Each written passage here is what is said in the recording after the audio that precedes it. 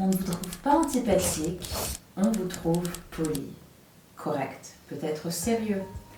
Et pourtant, quelque chose ne reste pas. Vous quittez une pièce et personne ne peut vraiment dire pourquoi vous étiez là.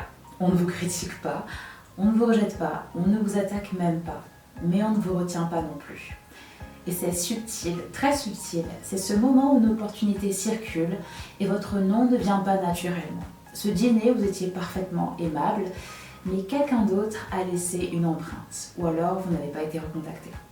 Ce rendez-vous professionnel où tout s'est bien passé, en apparence, et pourtant le rappel n'est jamais venu. Ce n'est pas un échec spectaculaire, c'est plus diffus que ça, c'est un peu flou. Et ce flou finit par coûter. Je vais dire quelque chose d'important. Ce n'est pas un manque de charisme, ce n'est pas une question de personnalité, ce n'est pas non plus un problème de valeur. Vous pouvez être compétent, cultivé même, travailleur, et pourtant peu marquant.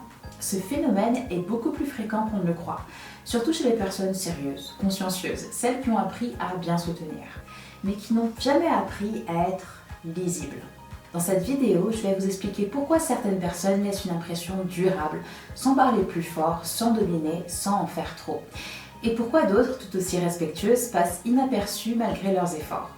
Vous allez comprendre ce qui crée réellement la perception d'une présence forte et surtout ce qui empêche le respect de s'installer. Si en m'écoutant vous sentez que quelque chose vous parle déjà, si vous avez déjà eu cette impression étrange d'être apprécié mais rarement choisi, j'ai créé un outil très simple, un diagnostic de présence sociale. Il permet de voir clairement comment vous êtes perçu et où se crée parfois ce flou invisible. Il est offert. Commentez simplement diagnostic et je vous l'enverrai. On continue. La plupart des gens pensent que pour être impressionnant, il faut en faire plus. Plus visible, plus affirmé, plus extraverti. C'est faux. Ce qui impressionne vraiment, ce n'est pas l'intensité, c'est la justesse. Regardez autour de vous. Les personnes qui marquent ne sont pas forcément celles qui parlent le plus. Ce sont celles qui tombent juste. Elles savent quand parler, quand se taire, quand tenir un regard, quand le lâcher. Elles ne surjouent rien. Elles sont alignées. Et l'alignement est perçu instantanément, même si personne ne vous l'a expliqué. Si vous réalisez en m'écoutant que vous avez peut-être confondu visibilité et présence, c'est exactement pour ça que j'ai conçu le diagnostic. Parce que ce décalage ne se voit pas seul. On ne peut pas lire sa propre posture sociale.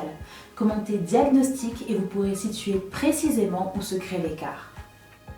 Être impressionnant, ce n'est pas être spectaculaire, c'est être cohérent. Il y a 3 choses que notre cerveau analyse en permanence chez les autres.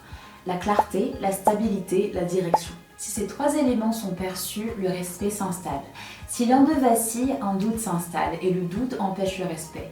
On ne se dit pas « cette personne n'est pas compétente », on se dit « je ne sais pas quoi en penser » ou alors « je ne l'aime pas ». Et ce « je ne sais pas » est fatal. Le problème n'est pas que vous manquiez de valeur. Le problème parfois, c'est que votre valeur n'est pas lisible. Vous êtes peut-être trop prudent, trop adaptable, trop en retrait. Ou à l'inverse, trop dans l'anticipation. Vous expliquez trop, vous vous justifiez trop, vous remplissez les silences. Tout cela part d'une bonne intention, mais cela crée du bruit. Et le bruit brouille la lecture. Or, le respect a besoin de netteté. Face à ce flou, beaucoup de personnes se corrigent mal. Elles deviennent plus discrètes, plus effacées. Ou à l'inverse, plus rigides. Mais le problème n'est pas votre personnalité, c'est l'absence de grille de lecture.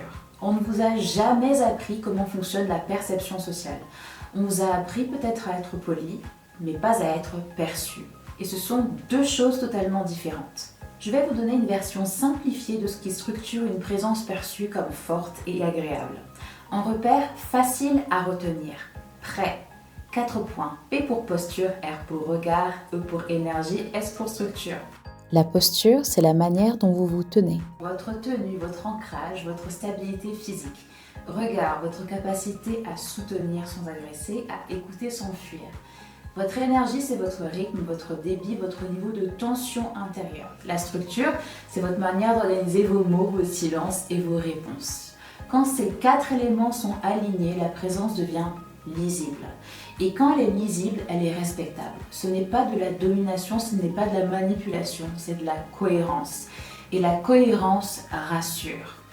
Si vous voulez savoir lequel de ces 4 piliers est naturellement fort chez vous et lequel crée peut-être ce fameux flou, le diagnostic de présence sociale a été conçu pour ça. Il vous donne une lecture claire, structurée et sans jugement. Commentez simplement diagnostic et vous le recevrez. Être impressionnant n'a rien à voir avec en faire plus. C'est rarement une question de talent, c'est une question de lisibilité. On peut être brillant et rester invisible. On peut être discret et profondément marquant. La différence se joue dans l'invisible et l'invisible s'apprend. À très bientôt les amis, prenez soin de vous.